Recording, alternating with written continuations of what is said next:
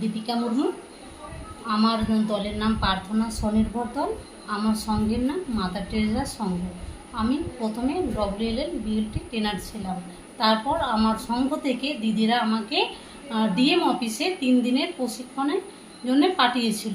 জমি সংক্রান্ত বিষয়ে সহায়তা কেন্দ্র একটা সেন্টার খোলা হবে, সেই ক্ষেত্রে আমাকে প্রশিক্ষণের জন্য ডিএম অফিসে পাঠানো হয়েছিল 3 দিনের চুঁচুড়ায়।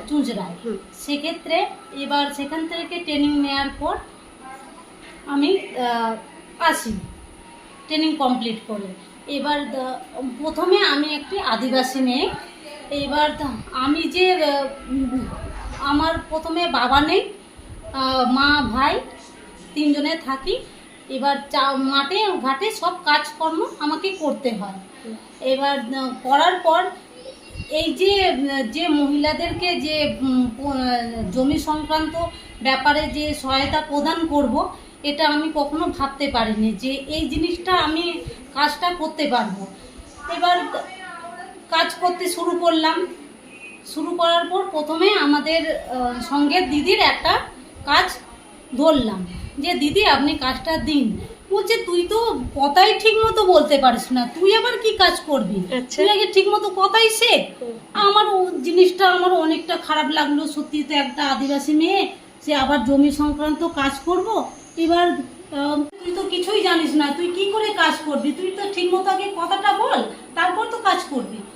ঠিক আছে, দিদি কাজটা দিলেন। দিদির কাজটা কিন্তু আমি সাকসেস করলাম। এবার প্রথম কাজ কি এটাই ছিল? হ্যাঁ, প্রথম কাজ ওটা ছিল। কি ছিল ওটা? তারপর ওটা নাম সংশোধনের কাজ ছিল। আচ্ছা, যে স্বামীর জায়গায় পিতা হয়ে গেছে। আচ্ছা, এইটা ছিল, মিসকেস করা হয়েছিল। তারপর আমরা কিন্তু কাজটা করি বাংলার ভূমির সাইটে। আচ্ছা, বাংলা ভূমির সাইটে গিয়ে সিটিজেন সার্ভিস থেকে যেমন আমরা অনলাইনে মিউটেশন অ্যাপ্লিকেশন করি, তারপরে আপনার ধরুন সার্ভিস ডেলিভারি থেকে এটা ROR রিকোয়েস্ট, PI এইসব আমরা কাজ করি। আচ্ছা। দীপিকা, মানুষ বিএলএলআরও অফিসে না গিয়ে, যে কোনো ধরো জমি জমা সংক্রান্ত সমস্যার জন্য ওখানে না গিয়ে কেন সংঘ ফেসিলিটেশন সেন্টারে আসবে? কারণ এই কারণেই আসবে, এখানে খুব কম খরচে জমি সংক্রান্ত সব কাজ করে দেওয়া হয়। ধরুন এক পাতার পর্চা যদি কোনো জায়গায় বার করতে যায়, সেখানে যেটা লাগবে কিন্তু আমাদের সংঘ ফেসিলিটি সেন্টারে লাগবে 1 পাতার পর্চা 50 টাকা। সেটা সরকার নেবে 20 টাকা, 5 টাকা হচ্ছে প্রিন্ট আউট, আর 25 টাকা হচ্ছে আমাদের পারিশ্রমিক। আচ্ছা, আর এটা যদি বাইরে করতে হয়, তাহলে ওটা যদি বাইরে করতে হয় সেক্ষেত্রে আপনার ধরুন 70-80 টাকা তো 1 পাতার পর্চা লাগবেই। আর আমরা চাইছি যে যাতে মানে অল্প দিনের মধ্যেই মানে পর্চা আমরা দিতে পারি। দীপিকা, এখনো পর্যন্ত তুমি কি কি কাজ করেছো?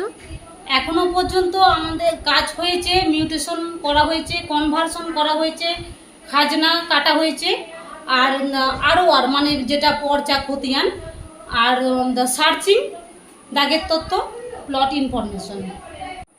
কাজটা করতে কেমন লাগছে তোমার? কাজটা করতে আমার অনেকটা ভাল লাগছে, কারণ আমি প্রথমেই একটা আদিবাসী মেয়ে। এই জায়গায় কাজটা করব আমি কখনোই ভাবতে পারিনি যে কাজটা করে আমার কাজটাকে আমি সাকসেস করব। এবার অনেক সবাইকে কাজ করে দিয়েছি, যারা PM কিষাণ পাচ্ছে, কৃষক বন্ধু পাচ্ছে, তারা কিন্তু আমাকে ম্যাডাম বলে সম্বোধন করছে। প্রথমে রাস্তাঘাটে বেরোলে আমাকে কেউ চিনতো না, এখন রাস্তা যদি যাই রাস্তা দিয়ে, এখন দাঁড় করিয়ে আমাকে বলছে কি ম্যাডাম ভালো আছেন তো। এটাই অনেক বড় পাওয়া।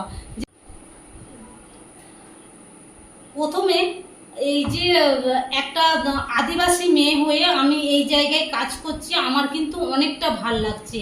আমি চাই যারা আদিবাসী মেয়েরা আছে আমাকে দেখে এই জায়গায় আরও এগিয়ে আসুক, আমি অনেকটা চাই। এবার প্রথমে মানে আদিবাসী মেয়ে কোনো কিছু পারলেও সে জায়গায় যারা আশেপাশে যারা আছে তারা এমনভাবে ওই জায়গায় ঘাবড়ে দেবে যে তারা ওই জায়গায় এগোতেই পারবে না। কিন্তু না, চেষ্টা করলে ওই জায়গায় ঠিক ওরা এগোতে পারবে। আমি এটাই বলতে চাই যে সবাই এগিয়ে আসুন।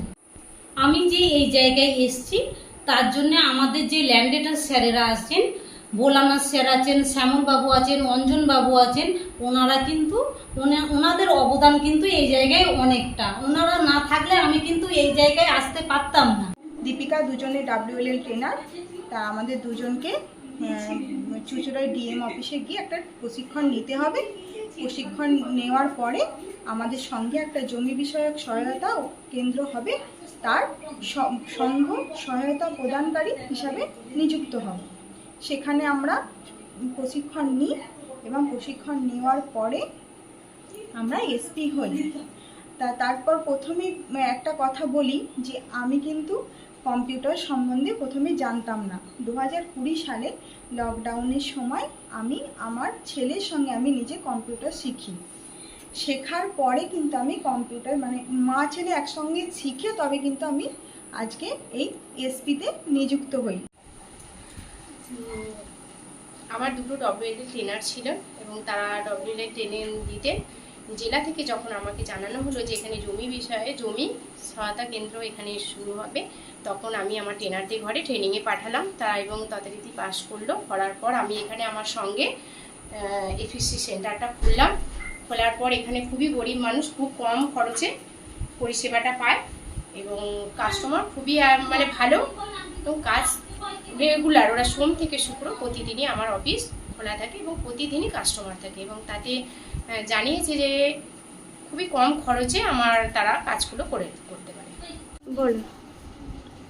এই সঙ্গে দিদিরা যে কাজ করে, তো এনাদের কাছ থেকে জানতে পারলাম যে এনারা পর্চা সম্বন্ধে জানে এবং করতে পারে। তার জন্য দিদিদেরকে বললাম এবং তারা আমার পর্চার ব্যাপারে করে দিল কম খরচের মধ্যে দিয়ে। তো অন্য জায়গায় করলে সেটা একটু বেশি খরচের হয় এবং সেই পর্চা দিয়ে আমি কৃষক বন্ধু অ্যাপ্লাই করেছি এবং সরকারি লোনের জন্য অ্যাপ্লাই করেছি। হ্যাঁ, এই সুযোগগুলো মানে এইটা করা গেছে দিদিদের এই পর্চার উপরে মাধ্যমের মধ্যে দিয়ে।